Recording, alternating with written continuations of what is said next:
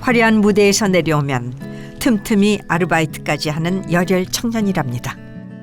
지금 당장 생계도 중요하고요. 지금 엄청 힘든 상황이거든요. 5살 딸을 둔 품절남이라는데요. 좋아? 할머니 어디 갔어? 어? 할머니! 외출 한 번 하는 것도 쉽지 않다는 대성 씨네 가족. 할머니 어디 가셨어? 대체 무슨 일이 있는 걸까? 그렇게 극단적으로 이야기 안 했으면 좋겠어. 오빠가 생각하는 성공이랑 우리가 생각하는 성공이랑 같다고 생각하지 마. 인생의 기로에 서 있다는 트로트 가수 최대성의 이야기가 지금 시작됩니다. 바야흐로 트로트 전성시대. 자, 가수 이름은요 최대성입니다. 여러분들 박수로 맞아주시면 최대성. 노래교실 회원들의 뜨거운 환호 속에 등장한 대성씨.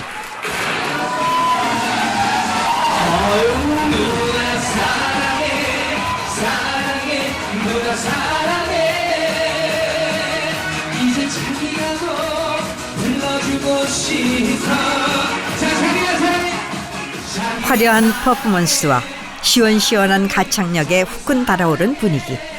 무대 즐기는 법을 제대로 아는 트로트계의 신예 스타랍니다. 공연마다 선보이는 그만의 비장의 무기가 있다고 하는데요.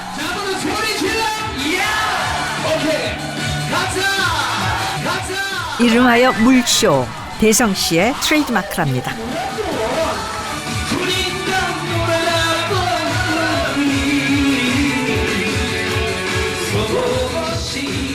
그의 뜨거운 열정에 흠뻑 젖어드는 관객들.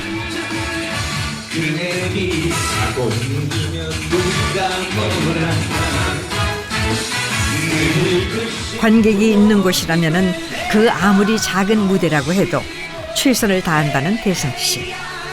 팬 서비스도 만점입니다.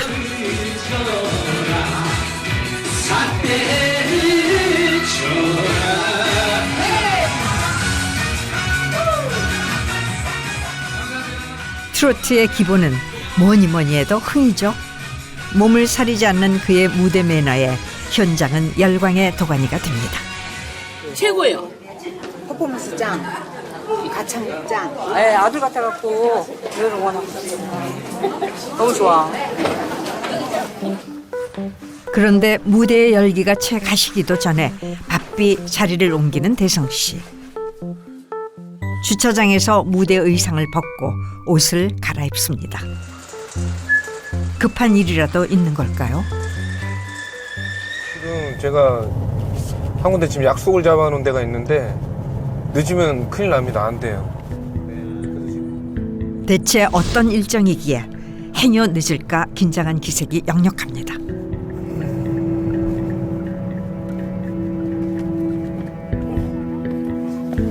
서둘러 도착한 곳은 한 상가 건물인데요.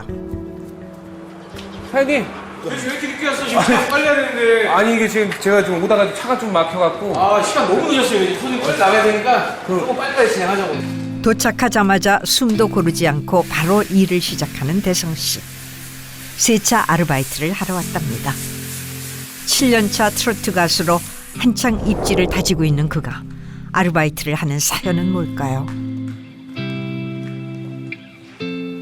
제가 아무래도 무명 가수다 보니까 일이 없을 때는 가정에다가 돈을 갖다 주질 못하니까 이런 아르바이트를 조금씩이라도 해서 조금이라도 보탬을 주기 위해서 이제 처음에 시작을 했는데 앞으로 유명해지기 전까지는 앞으로도 계속 이렇게 또 열심히 더 살아야겠죠.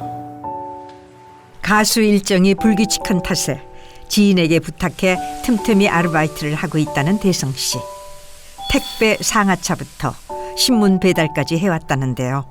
1시간이 지나서야 겨우 숨을 돌립니다.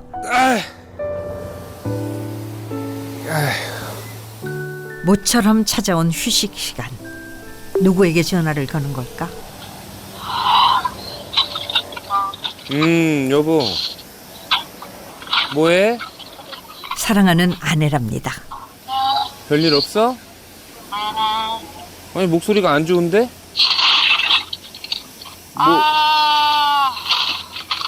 아니 왜 뭐 때문에 그래? 아니 저기 할머니 또 어디 나가신 거야? 아니야. 아니 무슨 일이 있으면 나한테 얘기를 해줘. 왜냐면 너 이렇게 힘들면 근데 뭐 정신 없어서 그래. 미안하다 맨날. 알았어. 따로 전화할게 이따가. 그런데 통화 후 급격히 어두워진 표정. 아내에게 무슨 일이라도 있는 걸까요?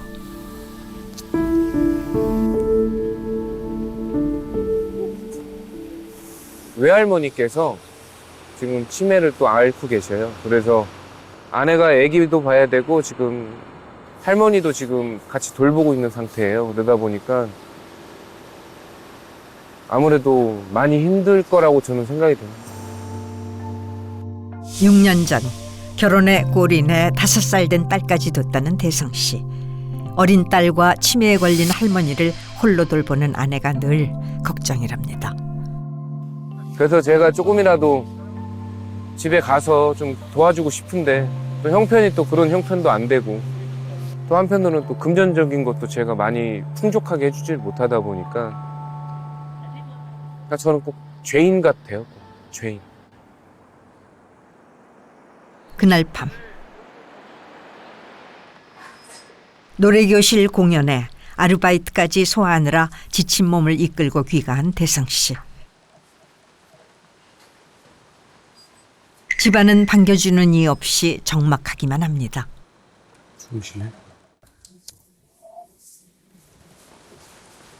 그런데 행동이 좀 조심스러워 보이죠? 이유가 있답니다. 저희 이사님이 살고 계시는 집에 방 한 칸 줄 테니까 여기서 생활해라 해가지고 저는 여기서 지금 생활하고 있어요. 노래 연습도 하고 잠도 이렇게 매트리스만 깔고 자고 있고요. 아내와 딸을 지방에 두고 홀로 객지 생활을 해온 지 5년째. 꿈을 이루기 위해 외롭지만 꿋꿋이 고군분투 중이라고 합니다.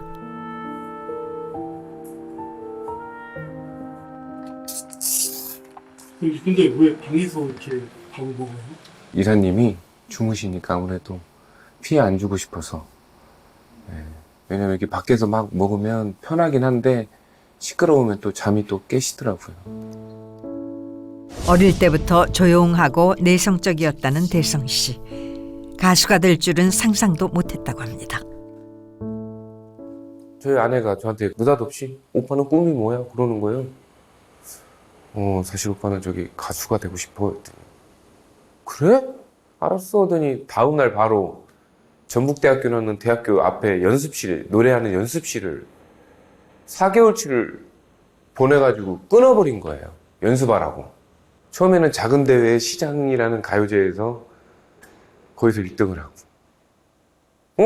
더 큰 데로 나가볼게. 그래서 큰 데로 갔는데 나가는 데마다 대상을 타니까 이제 가족들이 그때부터 인정을 해주는 거예요. 회사 관두고 가수해.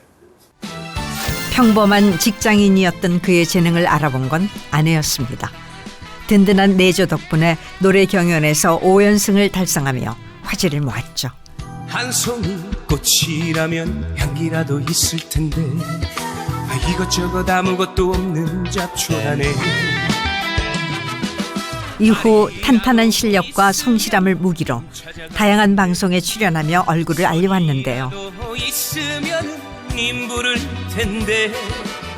쉼 없이 앞만 보며 달리다 보니 어느덧 데뷔 7년 차.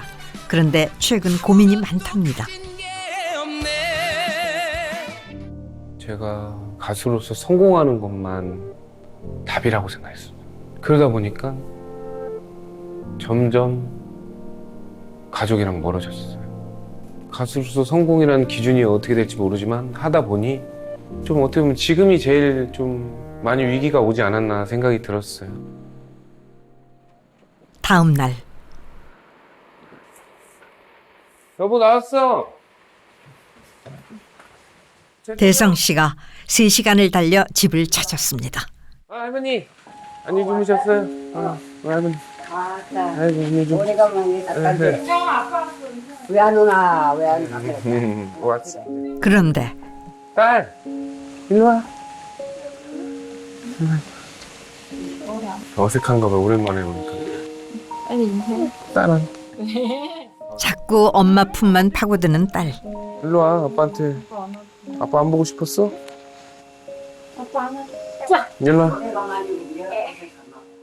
아빠에게 좀처럼 곁을 내주지 않는데요. 도경아. 아빠 안 보고 싶었어? 매번 이렇게 1, 2주 만에 이렇게 한 번씩 올 때마다 꼭 이렇게 한 30분에서 1시간가량을 도망 다녀요. 저를 피해서.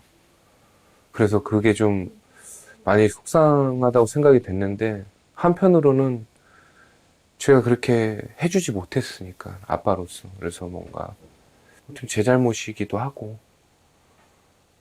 제가 조금 더 사랑으로 좀 더 이렇게 딸한테 대했어야 되는데 그런 부분이 좀 아쉽게 느껴지고. 아빠 일로 와. 아빠한테 안겨봐. 아이고 이제 좀 편해졌나 보네. 아. 그래. 왜 처음에 아빠한테 안 안겼어? 자, 이륙합니다. 아이랑 친해지는 데는 몸으로 놀아주는 것만한 게 없죠. 대성 씨가 딸과 시간을 보내는 사이 아내 소라 씨는 치매가 있으신 할머니의 머리를 감겨드리기 시작합니다. 알았어, 다시. 그런데 소라 씨의 표정이 어쩐지 어두운데요.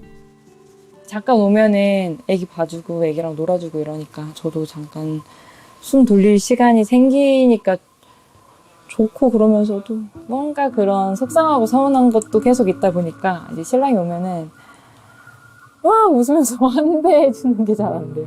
밤에 갑자기 아프거나 이래도 저는 저대로 또 남편이 밤에 급하게 올까 봐 그것도 걱정이니까 말도 안 하고 혼자서 할머니랑 애기 막 데리고 같이 병원 가고 할머니 아파도 애기랑 할머니 또 데리고 같이 병원 가고 이런 적들이 몇 번 있다 보니까 뭔가 마음은 고맙고 그러면서도 약간의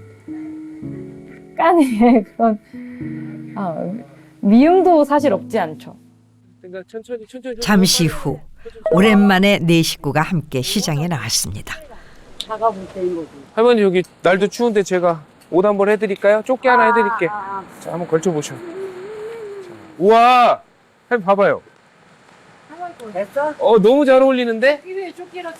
어디만 하고 있냐, 나.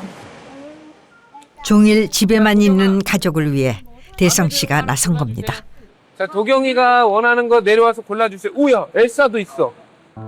간만에 딸에게 제대로 점수를 따보려는 대성 씨. 골라주세요. 딸이 좋아하는 공주 드레스가 한가득입니다. 저것도 예쁜데? 핑크 색깔도? 일로 와봐. 잠깐만. 급기야 아빠까지 호출. 이게 좋아, 이게 좋아. 이것도 너무 예쁜데? 폰. 유니콘을 이거 어때, 도경이? 이것도 예뻐? 그런데 너무 좋아? 할머니 어디 갔어? 어? 할머니 어디 갔어? 매장 입구에 서 계시던 할머니가 보이지 않습니다. 오빠가 찾아. 여기 계셨는데? 어디로 가셨어요? 저쪽으로요? 저쪽 나가셨어요? 아니. 돌발 상황에 다급해진 아내. 누가? 저기. 잠깐만 아빠 손잡고 가 있어. 잘 와봐. 너 위험하니까. 딸을 대성 씨에게 맡기고 할머니를 찾아 뛰기 시작합니다. 잠깐 한눈을 판 사이 놓쳐버린 할머니. 대체 어디로 가신 걸까? 할머니! 할머니 어디 가셨어? 치매가 있으신 할머니가 혹시라도 길을 잃고 헤매다가 사고라도 나는 건 아닌지 소라 씨의 마음이 까맣게 타들어가던 그때 할머니를 찾았습니다. 불과 3, 4분 만인데 10년 감수한 표정의 소라 씨입니다. 여기서는 말아요. 안 사. 가자. 어디로?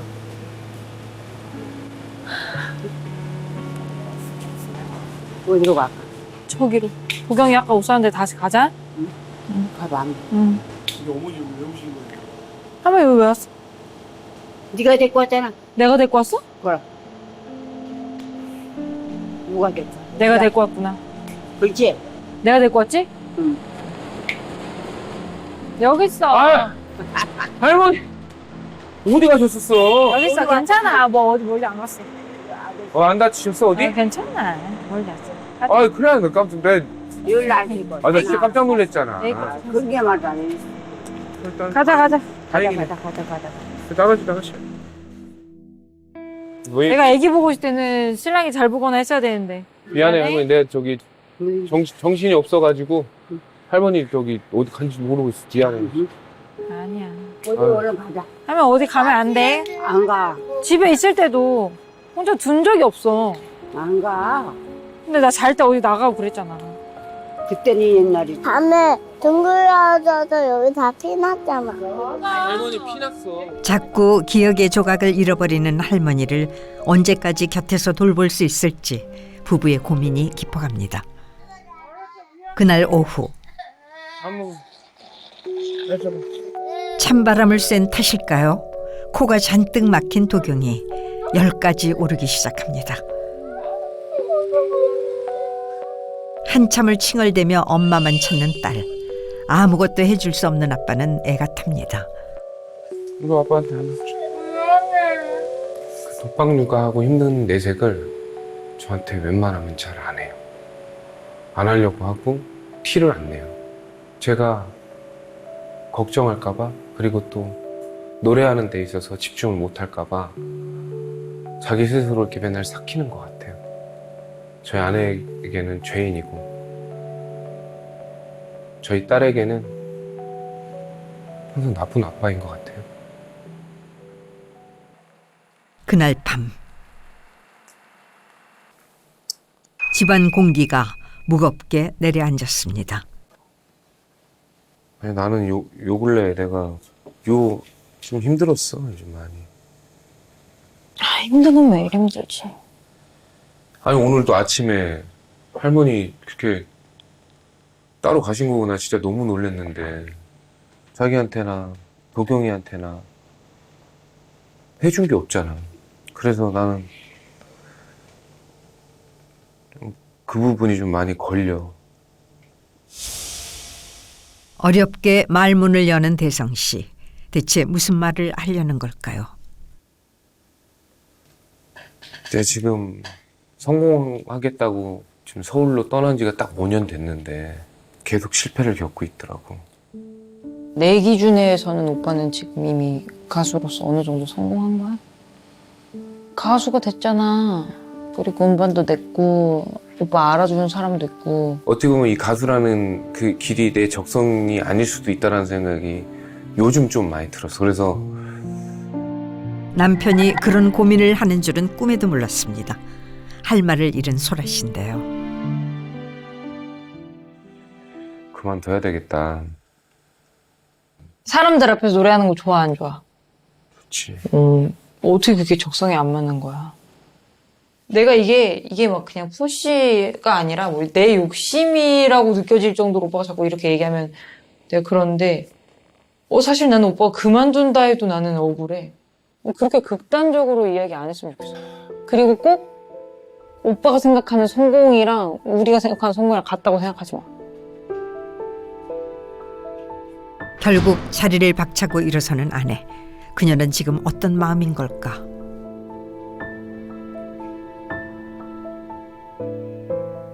화났던 것 같아요.